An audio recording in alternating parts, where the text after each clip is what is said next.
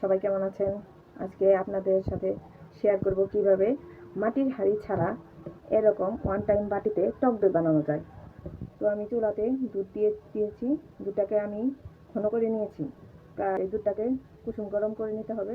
ঠান্ডা করে কুসুম অবস্থায় থাকা অবস্থায় তখন দইয়ের জন্য প্রস্তুত হবে। তো সাথেই থাকেন, দেখতে থাকেন।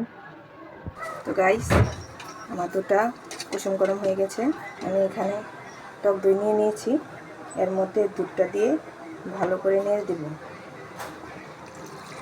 একটু একটু করে দিতে হবে। একটু দিয়ে দিচ্ছি, একদম বাটি ভরে দিব। দিয়ে ভালোভাবে দইয়ের সাথে মিশিয়ে দেব দুধটাকে। দুধের সাথে দই মেশানো হয়ে গেছে। এখন আমি ঢেকে রেখে দেব গরম জায়গায়। মোটা কাপড় দিয়ে পেঁচিয়ে গরম জায়গায় রেখে দেব। 8 ঘন্টার ভিতরে এই দইটা সুন্দরভাবে সেট হয়ে যাবে। এই যে দেখেন, 8 ঘন্টা পরে আমার দই কত সুন্দর সেট হয়ে গেছে।